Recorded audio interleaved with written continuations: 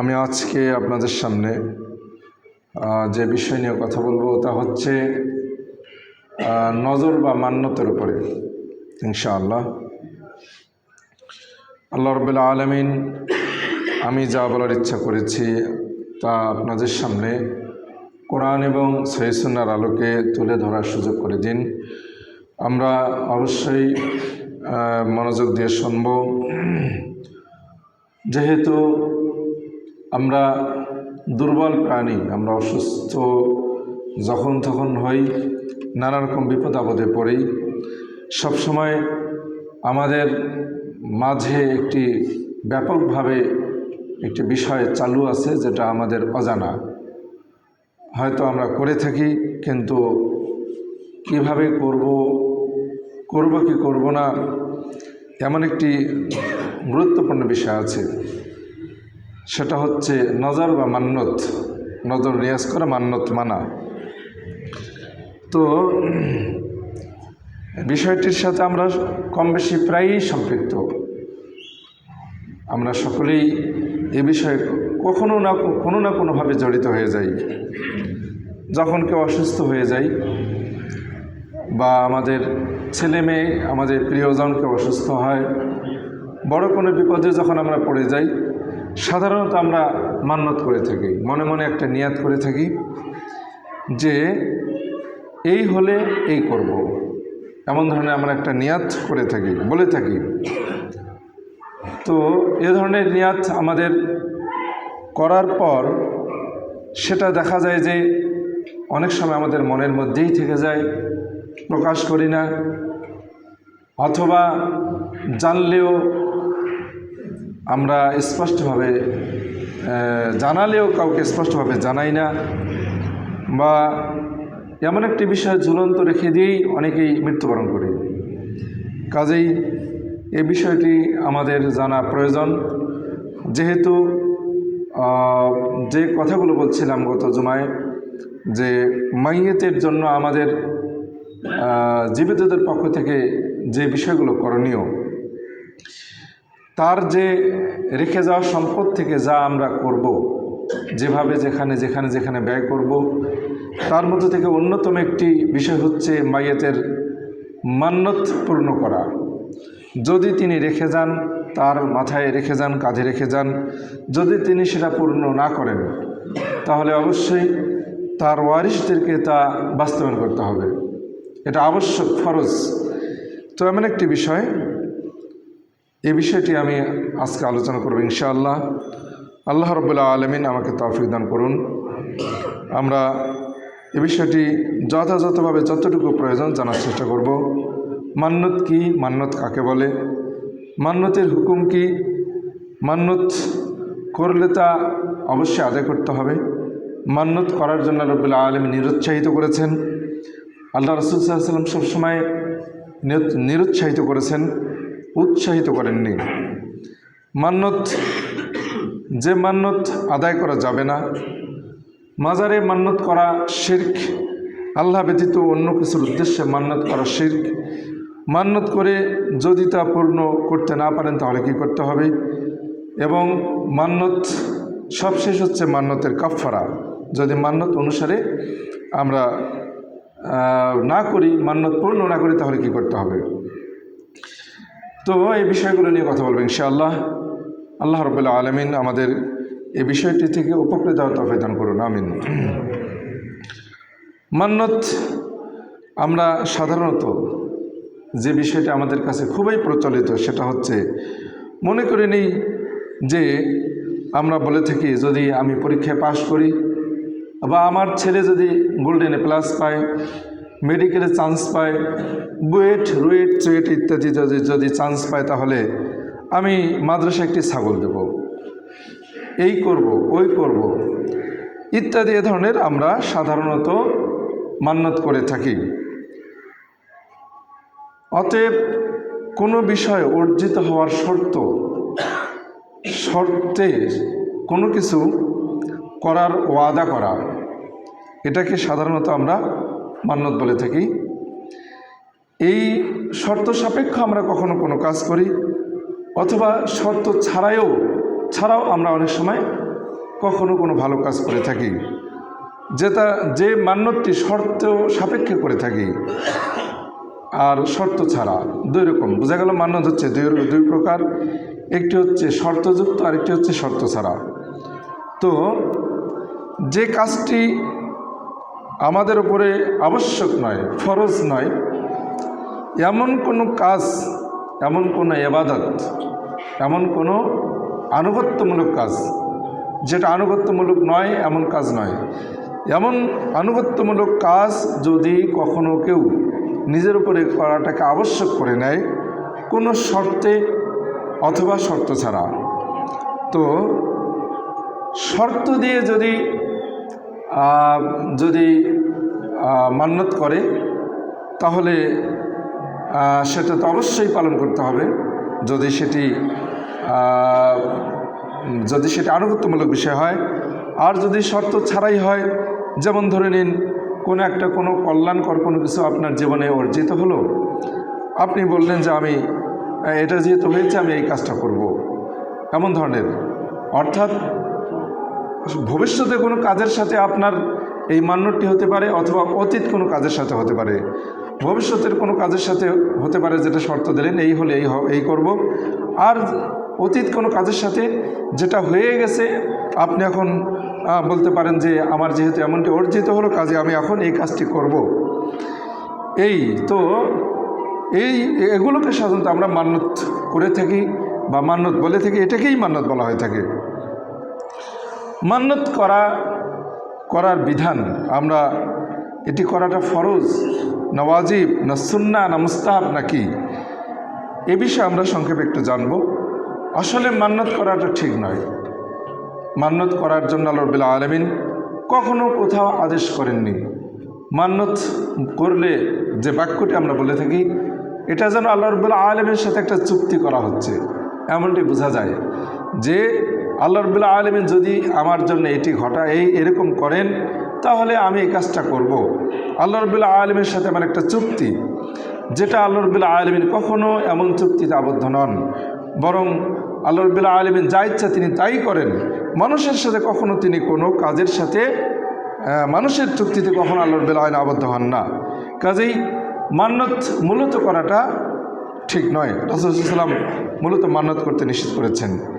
তিনি এ ব্যাপারে সবসময় উম্মতদেরকে নিরুৎসাহিত করেছেন।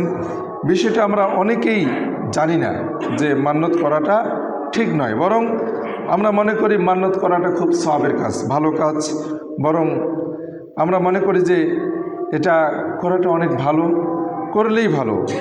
যে কারণে আমরা সাধারণত কোনো ঠেকায় পড়লে, কোনো সমস্যায় পড়লে আমরা মান্যত করেই ফেলি। আসলে এটি কোনো সওয়াবের কাজ নয়, বরং এটা করাটা অধিকাংশ আলেমগণ এটিকে মাকরুহ বলেছেন। অধিকাংশ ইমাম এবং ফিকাহবিদ যারা রয়েছেন তারা এটাই মতামত দিয়েছেন যে মান্যত করাটা মূলত মাকরুহ। কারণ আল্লাহ রাসূল সাল্লাল্লাহু আলাইহি ওয়াসাল্লাম মান্যত করতে নিষেধ করেছেন যেহেতু, কিন্তু মাকরুহ হচ্ছে দুই প্রকার, একটা হচ্ছে মাকরুহে তাহরিম আর একটা তানজিহি। মাকরুহ মানে হচ্ছে মাকরুহ মানে অপছন্দনীয়। তো এই অপছন্দনীয় কাজটি দুই প্রকার হতে পারে। একটি হচ্ছে করাটা হারাম অর্থে নিষেধ, হারাম অর্থে হচ্ছে অপছন্দনীয়। আরেকটি হচ্ছে যে বিরত থাকাটা ভালো। তো বিরত থাকাটা ভালো এমন অর্থে হচ্ছে এই মান্যতটি। তবে যদি কেউ কখনো মান্যত করেই ফেলে তাকে অবশ্যই সেটা পূর্ণ করতে হবে। এটা হচ্ছে কোরআন এবং সুন্নাহর পক্ষ থেকে, কোরআন এবং সুন্নাহর মাধ্যমে এটাই প্রমাণিত। এক্ষেত্রে কিছু শর্তাবলী এবং নিয়ম নীতি আছে, যেটা আমরা একটু আস্তে আস্তে আমরা জানবো ইনশাআল্লাহ। তো মান্যত করা যে নিষেধ এ বিষয়ে আমরা হাদিসে যেটা আসছে আব্দুল্লাহ ইবনে উমর থেকে বর্ণিত, আল্লাহ রাসূল সাল্লাল্লাহু আলাইহি ওয়াসাল্লাম আব্দুল্লাহ ইবনে উমর থেকে বর্ণিত, আব্দুল্লাহ ইবনে উমর তিনি বলতেছেন যে আখাযা রাসূলুল্লাহ সাল্লাল্লাহু আলাইহি ওয়াসাল্লাম ইয়াওমান ইয়ানহানা আনিন নাজরি, একদিন আল্লাহ রাসূল সাল্লাল্লাহু আলাইহি ওয়াসাল্লাম আমাদেরকে মান্যত করতে নিষেধ করলেন। তো ইয়াকুল এবং বললে ইন্নাহু লা ইয়ারুদ্দু শাইআন ওয়া ইন্নামা ইস্তাখরাজু বিহি মিনাশ শাহিহ, যে মান্যত তিনি আমাদেরকে করতে নিষেধ করলেন আর বললেন যে মান্যত কোনো কিছুকেই ফিরিয়ে দেয় না। মান্যত মানুষের যার তাকদিরে যেটা আছে সেই তাকদিরকে কখনো রদ করে না, প্রতিহত করে না, তাকদিরকে কখনো ফিরিয়ে দেয় না, বরং মান্নত মূলত ইন্নামা ইস্তাখরাজু বিহি মিনাশ শাহিহি, বরং মান্নতের দ্বারা কৃপণের কাছ থেকে কিছু অর্থ বের করা হয়। এটা হচ্ছে মান্নত। সাধারণত মান্নতের দ্বারা কৃপণের মাধ্যমে কিছু অর্থ বের করা হয়। যে কৃপণ মূলত জাকাত দেয় না, অকাতরে প্রয়োজনে দান করে না, যারা দান করে না, যাদের হারাম উপার্জন আর জাকাত দেয় না, এমন কৃপণদের পক্ষ থেকে, কৃপণদের কাছ থেকে মূলত মান্নতের মাধ্যমে কিছু টাকা পয়সা বের করা হয়। আল্লাহ সাল্লাম তিনি স্পষ্ট নিষেধ করলেন, বোঝা যাচ্ছে মান্নত করতে আল্লাহ সাল্লাম নিষেধ করেছেন। আরও যেটা আসছে এই হাদিসটি, যেটা আমরা শুনলাম, সহিহ মুসলিমের 4325 নম্বর হাদিস আসছে। এরপরে সহিহ মুসলিমের আরও একটা হাদিস আসছে 4326 নম্বর হাদিসে আল্লাহ রাসূল বললেন, আন-নাযরু লা ইউকদ্দিমু শাইয়ান ওয়া লা ইউআখিরুহু। মান্নত কখনো কোনো কিছুকে এগিয়েও দেয় না, পিছিয়েও দেয় না। ওয়ালা ইউআখিরুহু ওয়া ইন্নামা ইস্তাখরাজু বিহি মিনাল বাখিল, মূলত বখিলের কাছ থেকে কিছু অর্থ বের করা হয় মান্নতের মাধ্যমে। এভাবে আল্লাহ রাসূল আরও বলছেন, যেমন আব্দুল্লাহ ইবনে উমর থেকে আরও একটা হাদিস আসছে, আন্নাহু নাহা আনিন নাজরি, আল্লাহ সাল্লাম মান্নত থেকে নিষেধ করলেন। ওয়াকাল, আর বললেন, ইন্নাহু লা ইয়াতি বিখাইর, মান্নত কোনো কল্যাণ নিয়ে আসে না। ওয়াইন্নামা ইস্তাখরাজু বিহি মিনাল বাখিল, মূলত মান্নত বখিলের থেকে অর্থ বের করে নিয়ে আসে। এভাবে আরও আসছে। আল্লাহ রাসূল বলছেন, হাদিসটি আবু হুরায়রা থেকে বর্ণিত, এই হাদিসটি আবু হুরায়রা থেকে আসছে। সহিহ বুখারী এবং মুসলিমের সহিহ বুখারীর 4329 নম্বর হাদিস সহিহ মুসলিমের আসছে এবং সহিহ বুখারীতে আসছে। আল্লাহ রাসূল বলেছেন, লা তানজুরু, তোমরা মান্নত করো না। ফাইন্নান নাযরা লা ইউগনি মিনাল কাদরি শাইয়ান, কারণ মান্নত তাকদিরের কোনো কাজে আসে না, মান্নত তাকদিরের কোনো কাজে আসে না। ওয়াইন্নামা ইস্তাখরাজু বিহি মিনাল বাখিল, মূলত এটা বখিলের থেকে অর্থ বের করে নেয়। এভাবে আল্লাহ রাসূল আরও বলেছেন, আরও যে হাদিস আসছে, ইন্নান নাযরা লা ইউকাররিবু মিন ইবনি আদম শাইয়ান ওয়া লাম ইয়াকুনিল্লাহু কদ্দারাহু লাহু। আল্লাহ রাব্বুল আলামিন আদম সন্তানের জন্য যেটা তাকদিরে লিপিবদ্ধ করেননি, এমন কোনো কিছুকে নিয়ে আসে, এমন কোনো কিছুর নিকটবর্তী আদম সন্তানকে করে না, আদম সন্তানকে এমন কোনো কিছুর নিকটে করে না যেটা আল্লাহ রাব্বুল আলামিন তার তাকদিরে লেখেননি।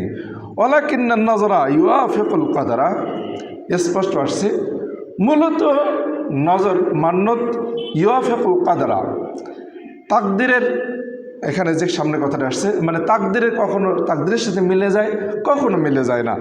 তাকদিরের সাথে মিলে গেলে বখিল মনে করে যে মান্নত করার কারণে এটা হলো, এটা মনে করে।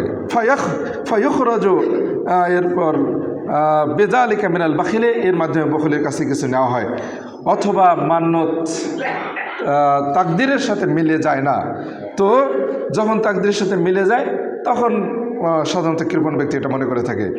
কাজেই এই হাদিসগুলোর আলোকে আমাদের কাছে স্পষ্ট যে মান্নত মূলত কৃপণের কাছ থেকে অর্থ ব্যয় করে বের করে নিয়ে আসে। মান্নত করাটা মাকরুহ এবং মান্নত তাকদিরে কোনো পরিবর্তন করে না। মান্নত করা হোক বা না হোক, তাকদিরে যেটা আছে সেটাই হবে, এটাই বোঝা গেল। আলোচিত সবগুলো হাদিসেই মান্নত না করার জন্যই মুসলিমদেরকে আল্লাহ রাসূল সাল্লাল্লাহু আলাইহি ওয়াসাল্লাম তার উম্মতকে নিরুৎসাহিত করেছেন, মান্নত করতে নিষেধ করেছেন।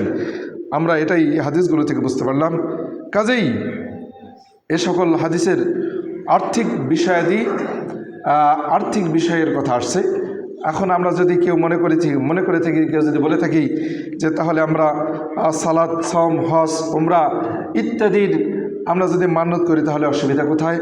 তো কথা একটাই, উত্তর একটাই, যেটাই করুন না কেন, যদি আপনি এরকম কোনো ইবাদতমূলক কোনো কাজের মান্যতের ইচ্ছা করেন, তাহলে অনেক নফল ইবাদত আছে, অনেক ভালো ভালো ইবাদত আছে, যেসব ইবাদত কোরআন সুন্নাহ মোতাবেক যেটা করার জন্য আল্লাহ উৎসাহ দিয়েছেন। যেমন আপনি আমরা বিপদে পড়েছি, মানুষ পড়বেই, স্বাভাবিক। আল্লাহ রাসূল বলেছেন মানুষের জন্য সবসময় বিপদ আসবেই, একটা কেটে যাবে আবার আরেকটা তার জন্য অপেক্ষা করছে, আবার সেটা কেটে যাবে আরেকটা অপেক্ষা করছে, এটা হতেই থাকবে মানুষ মৃত্যুবরণ না করা পর্যন্ত। কাজেই আমরা যদি কখনো বিপদে পড়ি, তো আমরা আল্লাহকে ডাকবো, সালাতে দোয়া করব, সাজদায় গিয়ে দোয়া করব, আমরা রাতে তাহাজ্জুদের সালাত আদা করব, যে নিয়ম অনুসারে যেসব অনেক ইবাদত রয়েছে আমরা সেগুলো করবো ইনশাআল্লাহ। কাজেই আমরা এমনটা করতে পারি। আল্লাহ সাল্লাম তিনি আমাদেরকে যে বিষয়গুলো স্পষ্ট বলেছেন আমরা এই সুন্নাহগুলো মানার চেষ্টা করি। আল্লাহ আমাদের তৌফিক দান করুন। মান্নত করলে দ্বিতীয় এরপরে যে বিষয়টা আসছি, মান্নত করলে তা আদায় করতেই হবে। কোনো এখানে যে কোনোভাবে হোক না কেন হয় করতে হবে, নয়তো কাফারা দিতে হবে। মান্নত করা আমরা স্পষ্ট বুঝতে পারলাম, মান্নত করাটা মাকরুহ তানজিহি, বিরত থাকাটা ভালো। করাটা মুস্তাহাব এটাও বলবো না, বরং বিরত থাকাটা ভালো। কিন্তু যদি কেউ মান্নত করে তাহলে আদায় করতে হবে। এ ব্যাপারে আল্লাহ রাব্বুল আলামিন কোরআনে বলেছেন, সূরা আল হাজ্জের 29 নম্বর আয়াতে বলেছেন, ওয়াল ইউফু নুজুরাহুম, তারা যেন তাদের মান্নতকে পূর্ণ করে। এবং এরপর আল্লাহ রাব্বুল আরও বলেছেন, ওমা আনফাকতুম মিন নাফাকা, তোমরা যেটা খরচ করো, আও নাযারতুম মিন নাযরিন, অথবা তোমরা যেটা মান্নত করো, ফাইনাল্লাহু ইয়ালামু, আল্লাহ রাব্বুল আলামিন এটা জানেন, তোমাদের মান্নত করার বিষয়টি জানেন। মনে মনে যদি কেউ মান্নত করে, অসুস্থ হয়েছেন, আপনার মনে মনে একটা পরিকল্পনা আছে, আপনি মনে মনে রেখে দিয়েছেন, এটা আল্লাহ রাব্বুল আলামিন জানেন, মনের খবর জানেন। কাজেই যে এই মান্নতগুলো মনের মনে রেখে দেওয়াটাও ঠিক নয়, বরং সেটাকে প্রকাশ করাটা উচিত। আপনি যদি সেটা বাস্তবায়ন করতে না পারেন, যদি নিজের উপরে ফরজ নয় ওয়াজিব নয় অথচ ওয়াজিব করে নিলেন, অথচ সেটা মনে রেখে দিলে আমরা ঠিক হবে না। তো আল্লাহ রাব্বুল আলামিন যে কথাটি বললেন যে তোমরা যেটা খরচ করো অথবা যেটা তোমার মান্নত করো, আল্লাহ রাব্বুল আলামিন সেটা জানেন। এভাবে আল্লাহ রাব্বুল আলামিন আরও বলেছেন, সূরা আমরা এখন যে আয়াতটি পড়লাম সেটা সূরা আল বাকারার 270 নম্বর আয়াতে আসছে। এভাবে আল্লাহ রাব্বুল আলামিন আরও বলেছেন, ওয়া ইউফুনা বিন নাযরি, যে ভালো মানুষ, যে সৎকর্মশীল যারা, তারা যদি মান্নত করে তাহলে এমন ইমানদারদের বৈশিষ্ট্য হচ্ছে তারা তাদের মান্নতকে পূর্ণ করে। এটা আল্লাহ রাব্বুল আলামিন ভালো ব্যক্তিদের গুণাগুণের কথা তুলে ধরেছেন। বোঝা গেল যে অনেক সময় ভালো মানুষরাও মান্নত করতে পারে। তো মান্নত এটি অবশ্যই একটি ইবাদত, যদি নিজের উপর আবশ্যক করে নেন তাহলে আবশ্যক ইবাদতে পরিণত হয়ে যায়। কাজে এটি ভালোদের গুণ হওয়াটাই স্বাভাবিক, এটা বাস্তবায়ন করতে হবে। এই আয়াতগুলো থেকে আমরা যে কথাটা বুঝতে পারলাম, মান্নত করলে তা পূর্ণ করতে হবে, এটা আমরা স্পষ্ট বুঝতে পারলাম। দ্বিতীয়ত আমরা বুঝতে পারলাম এ সকল আয়াতের কোথাও আল্লাহ রাব্বুল আলামিন মান্নত করার জন্য আদেশ করেন নাই। মান্নত করার জন্য কোনো যে কয়েকটা আয়াত আমরা শুনলাম, এই আয়াতগুলোতে আল্লাহ রাব্বুল আলামিন কোথাও মান্নত করার জন্য আদেশ করেন নাই, বরং মান্নত করলে পূর্ণ করতে হবে, এই কথা আল্লাহ রাব্বুল আলামিন বলেছেন। তৃতীয়ত আমরা যেটা জানতে পারলাম, মান্নত পূরণ করাটা সৎকর্মশীলদের, ইমানদারদের একটি বৈশিষ্ট্য, এটা স্পষ্ট বোঝা গেল। আমরা এই হিসেবে যদি কেউ মান্নত করে তাহলে সওয়াবের আশায়, সওয়াবের নিয়তে আল্লাহ রাব্বুল আলামিনের সন্তুষ্টির জন্য সেটা সে পালন করবে, এটাই তার করণীয় হবে। 4 নম্বর, মান্নত করলে কিংবা কোনো খরচ করলে আল্লাহ রাব্বুল আলামিন তা ভালোভাবেই জানেন, তাই মান্নত পূর্ণ না করার কোনো উপায় নাই। মনে মনে রেখে দিলেন, আপনার একটা ঘটে গেলে, গত কয়েকদিন আগে এক ভাই প্রশ্ন করেছিলেন যে তিনি একটা গরু অসুস্থ হয়ে গিয়েছিল, তো একেবারেই মরা ভাব, পরে গরুটা ভালো হয়ে গেছে। এখন তিনি প্রশ্ন করছেন আমাকে যে এই গরুটা যদি তিনি, এখন তার প্রয়োজন অনেক সংকট, এখন তিনি এই গরুটা তিনি মানত করেছিলেন, ওই গরুটি আল্লাহর পথে যদি ভালো হয় তাহলে কোরবানি করে দেবেন, ওই গরুটি কোরবানি করে দেবেন। এখন তার গরুটা ভালো হয়ে গেছে, এখন তিনি গরুটা আর কোরবানি করতে পারছেন না, তিনি অনেক অভাবী বা অনেক সংকটে আছেন। এখন এই গরুটা বিক্রি করে কিছু টাকা আল্লাহর পথে দান করলে মান্যতার পূর্ণ হবে কিনা, তিনি এভাবে প্রশ্ন করলেন। আমি উত্তর দিলাম যে যদি তার অনেক সংকট থাকে, অভাব থাকে, তাহলে তিনি তার মান্যতা, এই গরুর যে পরিমাণ টাকা তিনি, গরুর মূল্য হবে, পরে যখন উপায় হবে তখন তিনি এটি দান করে দেবেন, এটা বললাম। পরে আর তার সাথে কথা হয়নি, যাও আর কি, আরও তার পদ্ধতি ছিল। তো মান্যতের কাফারা কি আসবে সামনে আসছি। তো এই হচ্ছে সাধারণত মনে মনে রেখে দেওয়া যাবে না, এটাই কিন্তু আয়াতের মধ্যে আমরা স্পষ্ট বুঝতে পারলাম। কাজেই মান্যত পূর্ণ করার সম্পর্কে আল্লাহ রাসূল সাল্লাল্লাহু আলাইহি ওয়াসাল্লাম বলেছেন, কি বলেছেন, যেমনটি আসছে স্পষ্ট সহিহ বুখারী, আবু দাউদ, ইবনে মাজাহ, নাসাঈতে আসছে। আল্লাহ রাসূল বলেছেন, মান নাযারা আন ইউতি আল্লাহ ফালিউতিহু, যে ব্যক্তি মান্যত করবে আল্লাহর আনুগত্য করার জন্য, যদি কোনো কিছু ঘটে, যদি ভালো কিছু অর্জিত হয়, বিপদে পড়ে গেছেন, বিপদ থেকে কেটে গেলে আপনি আল্লাহর উদ্দেশ্যে একটি সিয়াম পালন করবেন, 3টি সিয়াম পালন করবেন, অমুক মসজিদে দান করবেন, অমুক এতিমকে খাওয়াবেন, অমুক ব্যক্তিকে, অমুক অভাবী ব্যক্তিকে তিনি বা অমুক ঋণগ্রস্ত ব্যক্তিকে আপনি ঋণ থেকে মুক্ত করবেন। এরকম যদি কোনো ব্যক্তি আনুগত্যমূলক, মনে রাখতে হবে মান্যতটা হতে হবে আনুগত্যমূলক কাজে, নাফরমানিমূলক কাজে নয়, শিরকি কাজে নয়, আল্লাহর অবাধ্যমূলক কাজে নয়। এমন আনুগত্যমূলক কাজে যদি কোনো ব্যক্তি মান্যত করে ফালিউতিহু, সে যেন সে আনুগত্যটা করে। আল্লাহ রাসূল সাল্লাম অবশ্য করে দিলেন, ওমান নাযারা আন ইয়াসি আল্লাহ, আর যে ব্যক্তি মান্যত করবে আল্লাহ রাব্বুল আলামিনের অবাধ্য করার জন্য, ফালা ইয়াসিহি, সে যেন আল্লাহ রাব্বুল আলামিনের অবাধ্যতা না করে, ওই মান্যত পূর্ণ করা যাবে না। এই হাদিস থেকে আমরা জানতে পারলাম ভালো কাজের মান্যত করলে শর্ত পূরণ হলে, যে শর্তে আপনি মান্যত করলেন শর্ত পূরণ হলে সেই মান্যত অবশ্যই পূর্ণ করতে হবে। তাছাড়া এতে আমরা মান্যতের প্রকার সম্পর্কে ইঙ্গিত পেলাম, যেটা আমাদের কাছে স্পষ্ট, সেটা হচ্ছে যে মান্যত আদায় করা, যে মান্যতের যে প্রকার একটি আর কি, সেটা হলো যে মান্যত আল্লাহ রাব্বুল আলামিনের কোনো শর্ত সাপেক্ষে মান্যত অথবা শর্তহীন মান্যত। এবং আরেকটি প্রকার জানতে পারলাম যে আল্লাহ রাব্বুল আলামিনের আনুগত্যমূলক মান্যত এবং অবাধ্যতামূলক মান্যত। আনুগত্যমূলক মান্যত যেটা মান্যতের বিষয় হবে শরীয়তের অনুমোদিত ভালো কাজের বিষয়, যেমন কেউ যদি যেটা আমরা একটু আগে জানতে পারলাম, এবং শরীয়ত নিষিদ্ধ মান্যত যেটা আর কি, শরীয়ত নিষিদ্ধ মান্যত যেমন ধরে নিন আপনি মান্যত করছেন সেই বিশ্বকাপ ফুটবল খেলা চলছে, যদি আপনার প্রিয় দলটি জিতে যায় তাহলে আপনি সবাইকে খাসি ভাত খাওয়াবেন, ইন্নালিল্লাহি ওয়া ইন্না ইলাইহি রাজিউন, এ ধরনের কিছু একটা মান্যত করলেন। এরকম যে কাজগুলো হারাম, যে কাজগুলো ঠিক নয়, বৈধ নয়, এমন কোনো নিষিদ্ধ কোনো কাজে, নিষিদ্ধ কোনো খেলাধুলা আপনি মান্যত করলেন যে যদি আজকে এই কাজটি যদি হয় সবাইকে একটা করে আমি সিগারেট খাওয়াবো, সবাইকে মদ পান করাবো, সবাইকে আমি একটা করে এই ধরনের একটা মানে হারাম কোনো বিষয়ে আপনি মান্যত করলেন। এমন হারাম কোনো বিষয় যদি মান্যত করেন তাহলে অবশ্যই তা পূর্ণ করা জায়েজ নয়, এটি আমাদের কাছে স্পষ্ট। আল্লাহ রাসূল সাল্লাল্লাহু আলাইহি ওয়াসাল্লাম আমাদেরকে এমন বিষয়গুলো সম্পর্কে ইঙ্গিত করলেন। এছাড়াও অনেকে এমন রয়েছে মান্যত, অনেকে এমন মান্যত করি যে মান্যতগুলো অনর্থক না। আনুগত্যমূলক কাজে মান্যতের মধ্যে কিছু উপকার আছে, যেমন সিয়ামের যদি মান্যত করেন তাহলে নেকি পাবেন, যদি হজ করে মান্যত করে নেকি পাবেন, দান করার মান্যত করলে নেকি পাবেন, নেকি তো পাবেনই, দান করার মান্যত করলে তো নেকি পাবেনই, আবার অন্য একজন উপকার হবে যাকে আপনি টাকা পয়সাটা দেবেন। কিন্তু এমন কিছু মান্যত আছে যে মান্যতের কোনো উপকার নেই, বরং নিজের ব্যক্তির ক্ষতি অথবা কোনো দিক থেকে কোনো না কোনোভাবে ক্ষতি হবে। এমন কোনো মান্যত, অনেকেই এরকম অনর্থ মান্যত কেউ যদি করে থাকে তাহলে সে মান্যতটাও করা যাবে না। আল্লাহ সাল্লাল্লাহু আলাইহি ওয়াসাল্লাম এমন মান্যত থেকে বের হয়ে আসার জন্য আল্লাহ রাব্বুল আলামিন আদেশ করেছেন। যেমন যদি কেউ মান্যত করে যে আমি পায়ে হেঁটে টঙ্গী ইজতেমায় শরীক হব, এ ধরনের যদি কেউ মান্যত করে,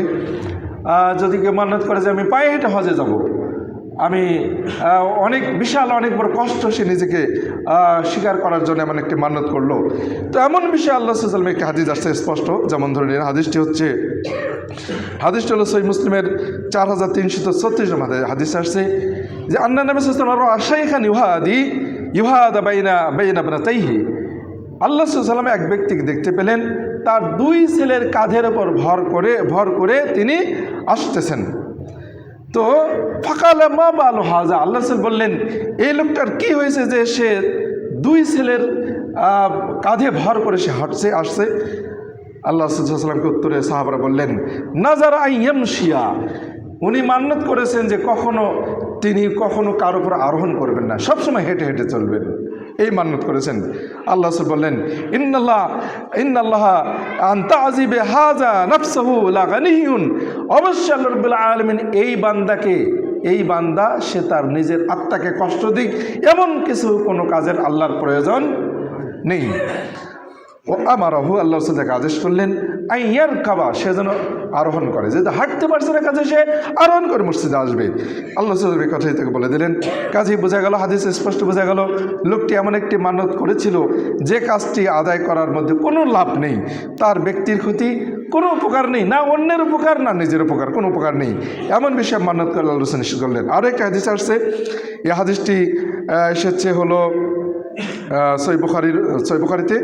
হাদিসটি বাইনামা নবী সাল্লাল্লাহু আলাইহি ওয়াসাল্লাম ইয়াখতুবু, আল্লাহ রাসূল তিনি একদিন ভাষণ দিচ্ছেন, খুতবা দিচ্ছেন, তো তিনি দেখতে পেলেন ইযা হুয়া বিরাজুলিন কাইমিন, এক ব্যক্তিকে দেখতে পেলেন তিনি দাঁড়িয়ে আছেন, এবং ফাসাআলা আনহু ফাকালু, তার সম্পর্কে আল্লাহ রাসূল সাল্লাল্লাহু আলাইহি ওয়াসাল্লাম জিজ্ঞেস করলেন যে ও লোকটা দাঁড়িয়ে আছে কেন, বসছে না কেন? তখন সাহাবারা বললেন আবু ইসরাইল, এই লোকটার নাম হচ্ছে আবু ইসরাইল, যে নাজারা, সে মান্নাত করছে ইয়াকুম ফিশ শামসে, সে কখনো ছায়া গ্রহণ করবে না, সব সময় যতক্ষণ সারাদিন যতক্ষণ সূর্য উঠবে আর ডুববে কখনো ছায়াতে থাকবে না, রোদের মধ্যে থাকবে। ওলা ইয়াকুদ, সে বসবে না, দাঁড়িয়ে থাকবে, বসবে না, সবসময় সূর্যের আলোতে থাকবে।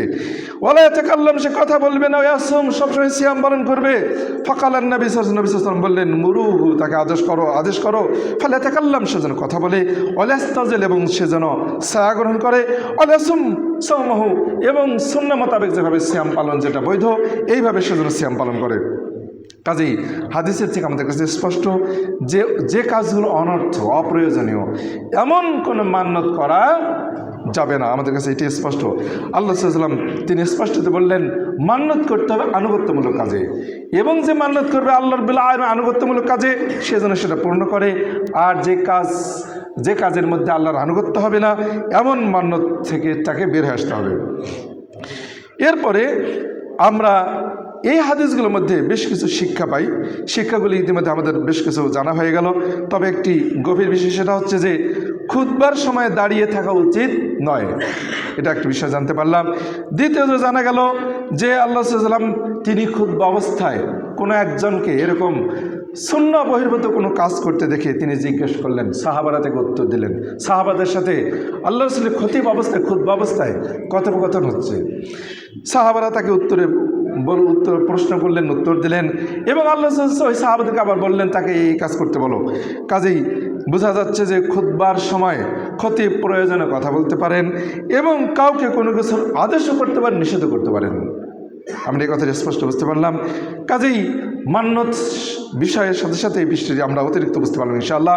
আসুন তাহলে মান্যতের বিষয়ে আমরা মোটামুটি বুঝতে পারলাম। এরপর মান্যত, যেসব মান্যত করলে শিরক হবে এমন মান্যত করা অবশ্যই যাবে না। যেমন ধরে নিন আমি এই বিষয়টি পড়তে গিয়ে একজন আলেমের লেখা পড়ছিলাম, তো তিনি তার ঘটনা নিয়ে আসছেন যে তিনি এবং তার সাথে আরেকজন ব্যক্তি একই সাথে একই রিকশায় যাচ্ছিলেন। তো সেই রিকশায় যেতে এমন এক মাজারের পাশ দিয়ে যাওয়ার সময় তিনি মাজারের কাছে ওই রিকশাকে দাঁড় করিয়ে এক হালি ডিম ওই মাজারে দিয়ে আসলেন। তো যিনি বলতেছেন কথাগুলো, তিনি তাকে দেখে আশ্চর্য হলেন যে তিনি একজন ভালো মানুষ, তিনি হজ করেছেন, তিনি যাকাত দেন, তিনি 5 ওয়াক্ত সালাত আদায় করেন, সমস্ত ভালো কাজ করেন, কিন্তু তাকে এই কাজটি করতে দেখে তিনি আশ্চর্য হয়ে গেলেন। কেন এই কাজটি করলেন?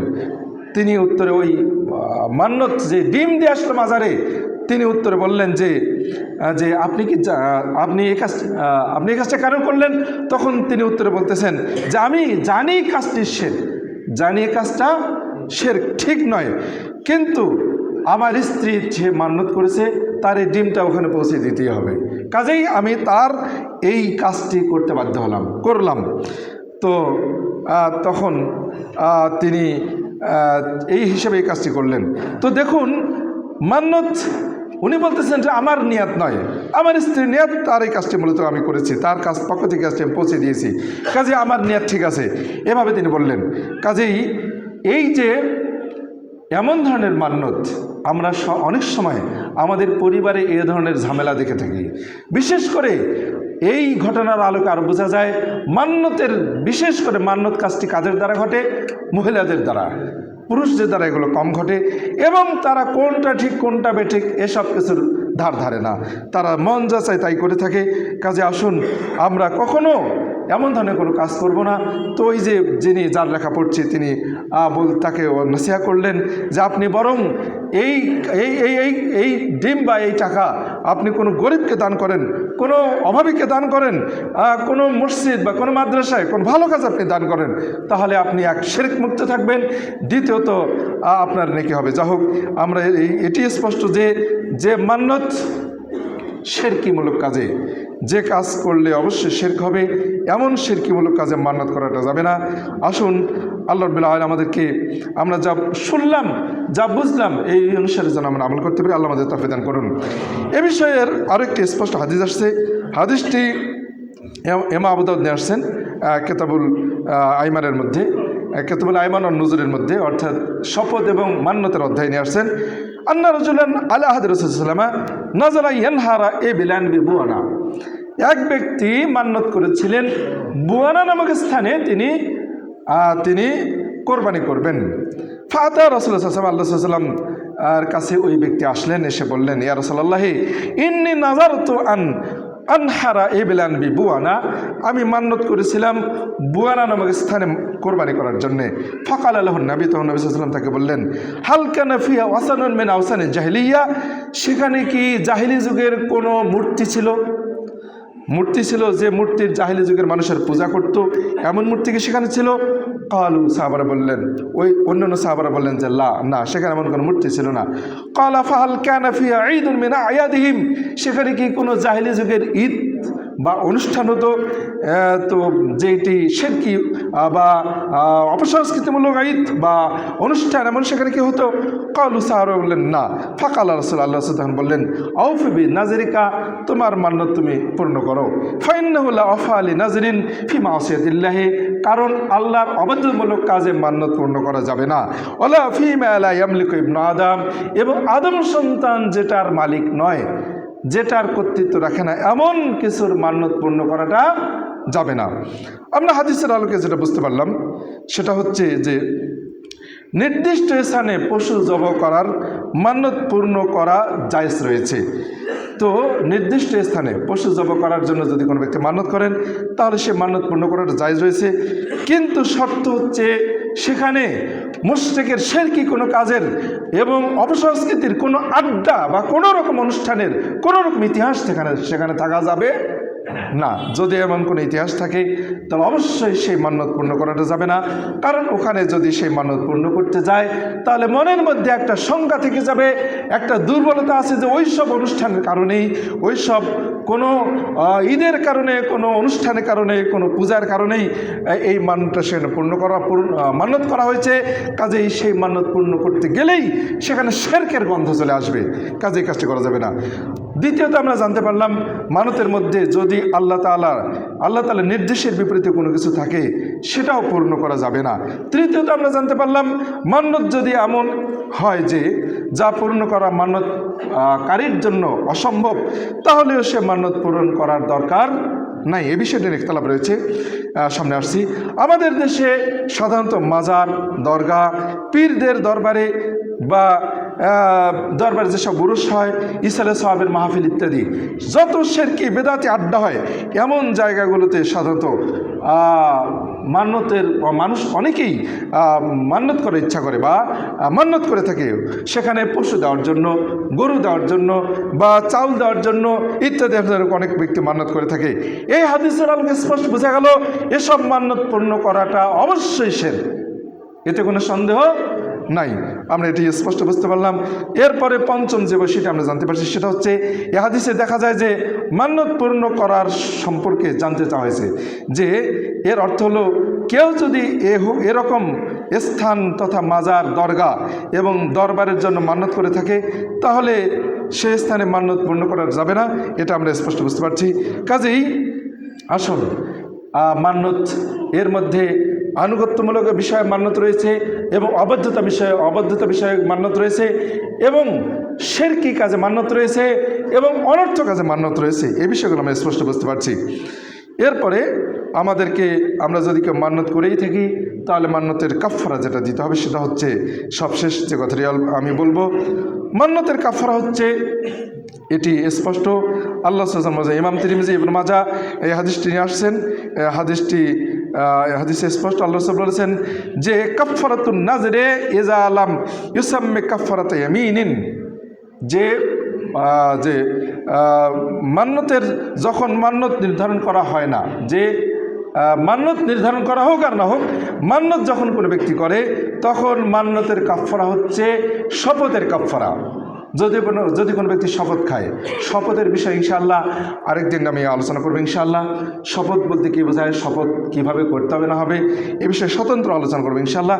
এখন আমি যেটা বলবো সেটা হচ্ছে মান্যতের কাফফারা হচ্ছে প্রথমত কাফফারা হচ্ছে যে তাকে একটি দাস আজাদ করতে হবে। প্রথমে তো 10 জন মিসকিনকে খাওয়াতে হবে, অথবা 10 জন মিসকিনকে পোশাক দান করতে হবে, অথবা গোলাম আজাদ করতে হবে। এই তিনটির যে কোনো একটি, হয়তো 10 জন মিসকিনকে খাওয়াতে হবে, অথবা 10 জন মিসকিনকে পোশাক দান করতে হবে, অথবা একটি গোলাম আজাদ করতে হবে। তো গোলাম আজাদ, দাস আজাদের অবস্থা এখন আমাদের যুগে নেই। তো এই হিসেবে হয়তো 10 জন মিসকিনকে খাওয়াতে হবে।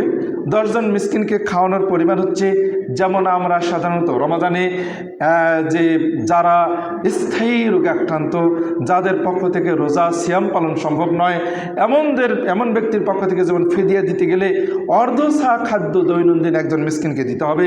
অর্ধসা বলতে সর্বোচ্চ 1.5 কেজি সমপরিমাণ চাউল দিতে হবে, এবং আনুষঙ্গিক খেতে যা প্রয়োজন আনুষঙ্গিক কিছু খরচ দেওয়াটা ভালো। অনুরূপ 10 জন মিসকিনকে হয়তো পোশাক দান করতে হবে, অথবা 10 জন মিসকিনকে খাওয়াতে হবে। খাওয়াতে গেলে এভাবে একজন মিসকিনকে অর্ধসা পরিমাণ খাদ্য দান করতে হবে। আর 10,000 যেহেতু আমাদের বর্তমান যুগে নেই, এই দুই পদ্ধতিতে অসম্ভব হলে আমাদেরকে কি করতে হবে, 3টি সিয়াম পালন করতে হবে। 3টি সিয়াম পালন, এই 3টি সিয়াম অবশ্যই লাগাতার হতে হবে।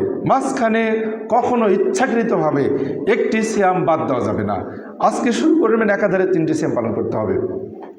এই 3টি সিয়ামের কোনো একটি সিয়াম যদি কখনো আপনার ইচ্ছাকৃতভাবে বাদ দেন, তাহলে আগে যেটা পালন করলেন, একটা হোক দুটা হোক, সেটা বাতিল বলে গণ্য হবে। কিন্তু আমাদের অনিচ্ছাকৃতভাবে যদি সিয়াম নষ্ট হয়ে যায়, কোনো মা বোন সিয়াম পালন শুরু করলেন, তার মাসিক যে সেটা শুরু হয়ে গেল, অথবা আমরা কেউ মান্যতের সিয়াম শুরু করলাম, দেখা গেল যে মাঝখানে আপনার অসুস্থ হয়ে গেলাম, যেটা আল্লাহ রাব্বুল আলামিনের হাতে। এমন কোনো কারণে যদি কখনো কোনো মান্যতের সিয়াম পালনের ধারাবাহিকতা নষ্ট হয়, তাহলে এতে কোনো অসুবিধা নেই। তো আসুন আমরা যতটুকু শুনলাম মান্যত সম্পর্কে, ইনশাআল্লাহ আমরা এ বিষয়ে সতর্ক থাকব। তো মান্যত অবশ্যই সাবধানতার সাথে মান্যত করতে হবে। যদি কখন মান্যত করি, মান্যত না করার জন্য আল্লাহ উৎসাহ দিয়েছেন। মান্যত মূলত কৃপণের কাছ থেকে কিছু অর্থ ব্যয় করে নেয়। মান্যত মূলত আল্লাহ রাব্বুল আলামিনের পক্ষ থেকে যে তাকদীর লিপিবদ্ধ করা হয়েছে, এটার কোনো পরিবর্তন ঘটায় না। আল্লাহ আমাদেরকে আমরা যা শুনলাম এর উপর যথাযথ আমল করতে তৌফিক দান করুন। বিশেষ করে আমরা সাবধান থাকব যে গত বিষয় থেকে নিয়ে যেটা আমরা শুনে আসছি, যে মাইয়েতের পক্ষ থেকে আমরা যা করতে পারি। অনেক ভাই রয়েছি, আমরা মান্যত করেছি, আমাদের পরিবার জানে না, এমনটা যেন না হয়। অবশ্যই আপনার জানা থাকা উচিত, পরিবারকে জানাতে হবে। আপনি যদি সে মান্যত পূরণ করে না যান, তাহলে আপনার রেখে যাওয়ার সম্পদ দ্বারা মান্যত অবশ্যই আগে পূর্ণ করতে হবে। আল্লাহ আমাদেরকে এই কোরআন এবং সুন্নাহর আলোকে যথাযথ উপযুক্ত সুন্নাহ অনুযায়ী আমল করার তৌফিক দান করুন। সেগুলো আমিন আমিন রাহমাতুল্লাহ। নাহমাদু ওয়া সাল্লাল্লাহু আলা রাসূলিল কারীম, আম্মা বা'দ, বিসমিল্লাহির রহমানির রহিম। إن الله وملائكته يصلون على النبي يا أيها الذين آمنوا صلوا عليه وسلموا تسليما اللهم صل على محمد وعلى آل محمد كما صليت على إبراهيم وعلى آل إبراهيم إنك حميد مجيد اللهم بارك على محمد وعلى آل محمد كما باركت على إبراهيم وعلى آل إبراهيم إنك حميد مجيد اللهم اغفر لنا وللمؤمنين والمؤمنات والمسلمين والمسلمات وألف بين قلوبهم واصلح ذات بينهم وانصرهم على عدوهم اللهم من على الكفرة الذين صدون عن سبيلك ويقاتلون أولئك اللهم خلف بين كلمتهم وزلزل أقدامهم وأنزل بأسك الذي لا ترد عن القوم المجرمين। আমি আপনাদেরকে অনুরোধ করব আমি যখন খুতবা শুরু করেছি তখন 3 কাতার মানুষ ছিল মাত্র, এরপর আজান হতে হতে 4 কাতার হয়ে গেছিল। এই যে জুমার দিন আমরা এত দেরিতে কেন আসি, এটা আসলেই আমার বুঝে আসে না।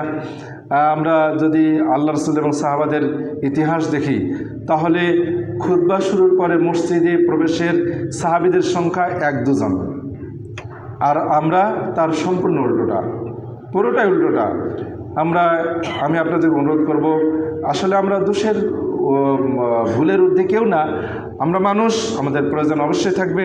কিন্তু যদি আমাদের প্রয়োজনগুলোকে আমরা শুক্রবারের জন্য, জুমার দিনে যেহেতু অত্যন্ত গুরুত্বপূর্ণ দিন, খুতবার শুরুর পরে মসজিদে প্রবেশের কারণে যদি আমাদের নাম ফেরেশতারা লিখে না নেন, লিপিবদ্ধ না করেন, হাজিরা না হয়, তাহলে কষ্ট করলাম, অথচ আমাদের নাম ফেরেশতাদের দপ্তরে লেখা হলো না, বহু নেকি থেকে বঞ্চিত হলাম। এটা কি করে হতে পারে? আমরা বোকা না চালাক বলুন তো দেখি?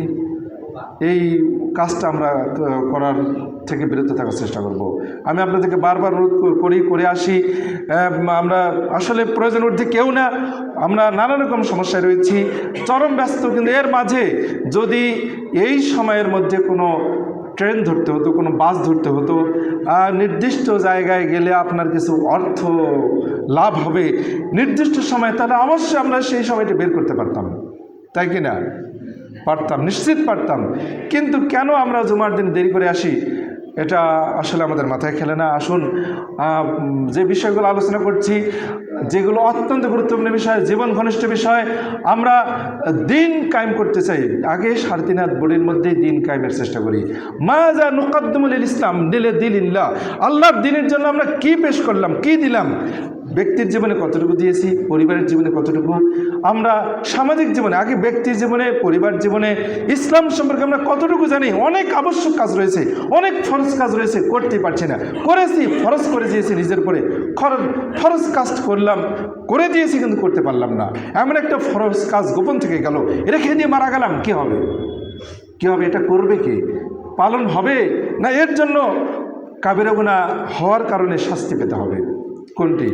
আসুন আমরা এই জীবন ঘনিষ্ঠ বিষয়গুলো জানার চেষ্টা করব। ইসলাম শুধু মসজিদে হুজুকে স্রোতের সাথে চলে মসজিদে এসে ঢুকলাম, বের হয়ে চলে গেলাম। রমাজান আসলে সিয়াম সারা বছর সালাদ আদায় করলাম না, রমাজানের সালাদ আদায় করলাম, আর এই কয়েকটি কাজ করলাম, নাম রাখলাম আব্দুল রহমান, শুরুতে আকিকা করেছি, আর জীবনের শেষ দিনে জানাজা করলাম, হয়ে গেল মুসলিম। এটাই কি ইসলাম? কখনো নয়। আল্লাহ আমাদেরকে ইসলামকে পরিপূর্ণভাবে বোঝার এবং জীবনের প্রতিটি ক্ষেত্রে যে ইসলামের নির্দেশনা আছে তা জানার এবং বাস্তবায়ন আল্লাহ আমাদের তৌফিক দান করুন। আমিন। রাহমাকুমুল্লাহ। ইন্নাল্লাহ ইয়ামুরুকুম বিল আদলি ওয়াল ইহসান ওয়া ইতাইযিল কুরবা ওয়া ইয়ানহা আনিল ফাহশাই ওয়াল মুনকারি ওয়াল বাগyi ইয়া'iযুকুম লা'আল্লাকুম তাযাক্কারুন ওয়া লাযিকরুল্লাহি তাআলা ওয়া লা যাল্লাতুম আকবার।